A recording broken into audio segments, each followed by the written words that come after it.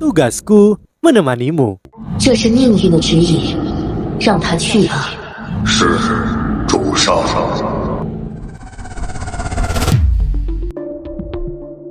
Halo semua, kembali bersama Miminata di sini.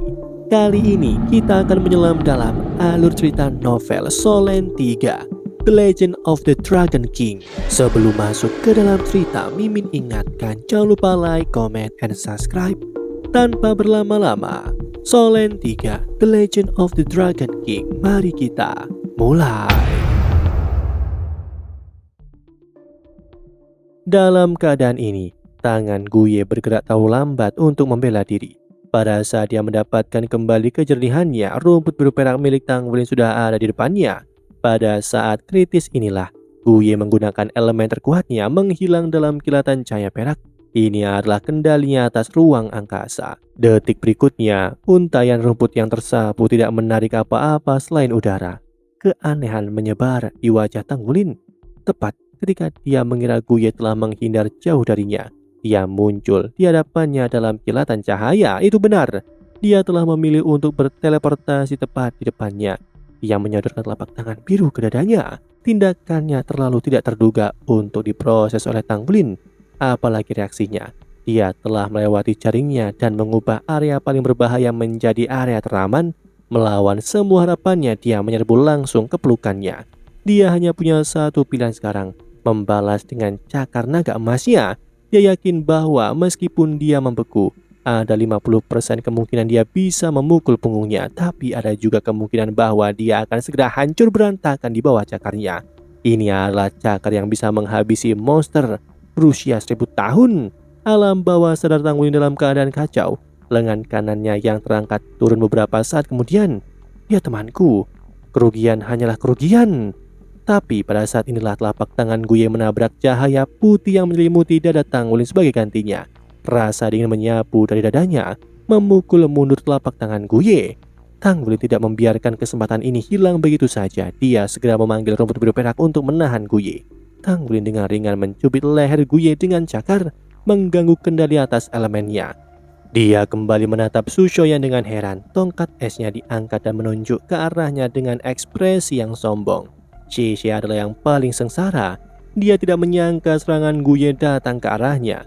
Dia baru saja menyelesaikan persiapannya untuk menerobos pertahanan Tang Wulin dengan kedua badai naganya dan bergabung dengan Guye dalam serangan terkoordinasi. Tetapi siapa sangka bola api dan es akan entah dari mana datang dan meledak. Ledakan dahsyat itu membuat Xie mengalami apa yang disebut sebagai dua langit api dan es. Kedua elemen itu bekerja bersama-sama.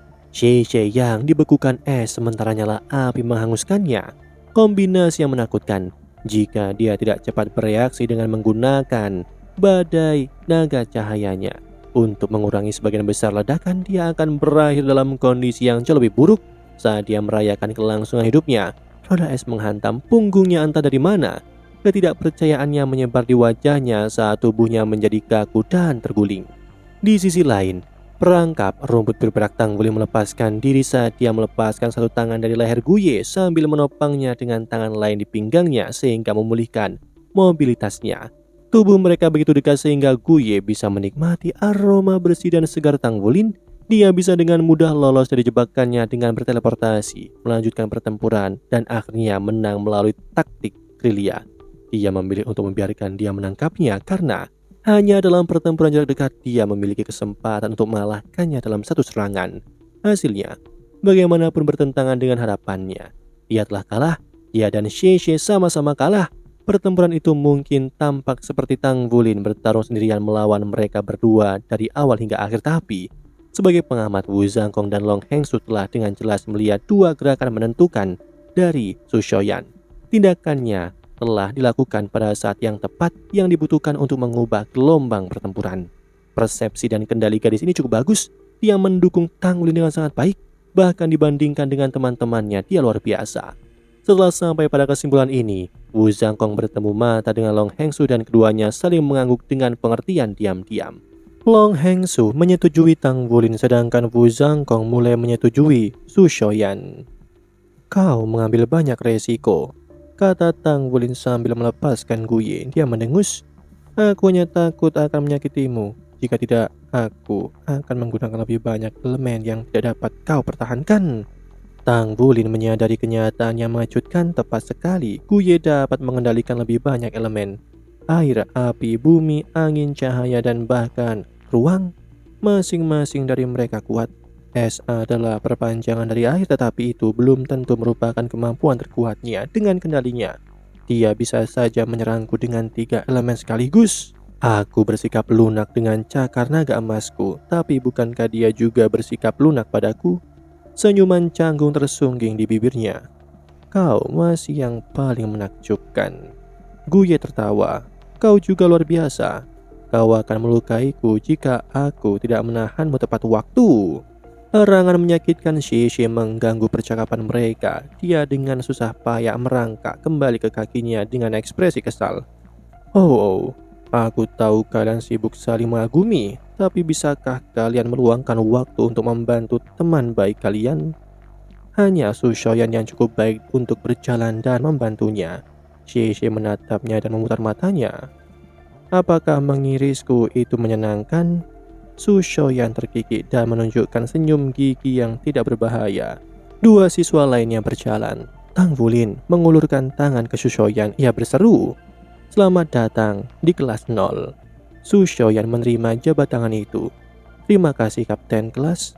Kalian terlalu luar biasa. Satu-satunya hal yang dapat aku lakukan adalah mencari peluang untuk membantumu." Kata-katanya tidak dibesar-besarkan. Segera setelah pertempuran dimulai, dia menemukan bahwa yang paling bisa dia lakukan hanyalah berdiri di sana dengan bodoh. Orang-orang ini apakah mereka benar-benar monster? Bagaimana cincin roh Tang Wulin ini pada level 1000 tahun? Bukankah batas untuk cincin roh pertama sekitar 400 tahun? Bahkan jika dia menggunakan beberapa harta surgawi, tidak mungkin dia bisa meningkatkannya ke level 1000 tahun. Hanya pada 3 cincin orang mulai memiliki cincin roh 1000 tahun. Kecepatan Xie dan kendali Guye atas 6 elemen juga menimbulkan kejutan yang sama padanya. Dia merasa sangat tidak berarti di depan ketiga monster ini. Tapi bagaimanapun dia memiliki keterampilan observasi yang tajam dan tidak bertindak secara membabi buta. Malah menunggu kesempatan yang tepat untuk bertindak. Dia tahu dia bahkan tidak bisa berharap untuk membandingkan dengan trio ini pada siang hari. Jadi dia harus melakukan yang terbaik untuk setidaknya meninggalkan kesan yang baik dengan mengambil setiap kesempatan yang dia punya untuk menunjukkan kekuatannya.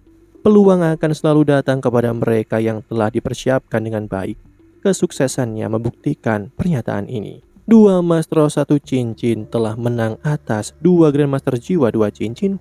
Gagasan tentang kejadian ini tidak terbayangkan, namun mereka telah mencapainya. Long Hengsu kini berjalan ke Wu Zhangkong. Ia berseru, "Sekarang aku lebih percaya diri di kelas Anda. Aku yakin aku dapat membujuk presiden untuk meningkatkan sumber dayamu. Guru Wu, apakah ada yang ingin kau butuhkan?" Wu Zhangkong berseru, "Anak-anak bisa menggunakan makanan yang lebih bergizi. Nutrisi sangat penting di usia mereka. Jiwa bela diri adalah perpanjangan dari tubuh. Itu perlu diberi makan dengan benar." Long Hengsu memaksakan senyum. Itu tidak akan menjadi masalah jika mereka semua memiliki selera makan yang normal. Tapi Tang Wulin, dia sangat mengerikan. Dia bisa membersihkan semua makanan yang dibuat oleh jendela pertama. Wu Zhangkong dengan acuh tak acuh berkata, "Kau telah melihat kekuatannya dan cincin roh yang berusia ribuan tahun, bukan? Menurut Anda, apakah itu muncul begitu saja? Bahkan dia bisa tumbuh begitu kuat hanya dengan makan adalah hal yang luar biasa." Long Hengsu bergumam, "Aku kira pasti ada beberapa alasan untuk itu." Wu Zhangkong menambahkan, "Kota Laut Timur kaya akan berbagai jenis makanan laut. Beberapa di antaranya adalah makanan suci yang bergizi tinggi. Belikan beberapa untuk anak-anak. Mereka membutuhkan fondasi yang kokoh untuk tumbuh." Long Hengsu mengangguk dengan enggan. "Aku akan memberitahu presiden. Guru Wu, perlu diingat bahwa presiden menghadapi banyak tekanan karena kelas 0. Hanya menghitung biaya untuk masuk ke platform kenaikan roh, jumlah sumber daya yang diinvestasikan di kelas 0 sangatlah besar. Untungnya sejauh ini semuanya telah berhasil. Anda bahkan berhasil melatih monster seperti Tang Wulin. Apa yang benar-benar diinginkan akademi adalah kemuliaan. Anda mengerti bukan?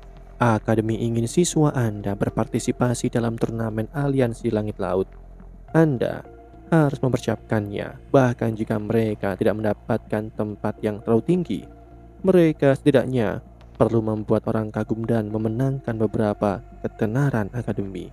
Sasarannya adalah membuat mereka memenangkan penghargaan pendatang baru yang luar biasa atau penghargaan grup pendatang baru yang luar biasa.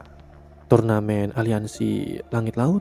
Mata Wu Zhangkong bersinar dengan pemahaman dan dia mengangguk tanpa ragu sedikit pun. Aku tidak memiliki masalah dengan memenuhi permintaan mereka.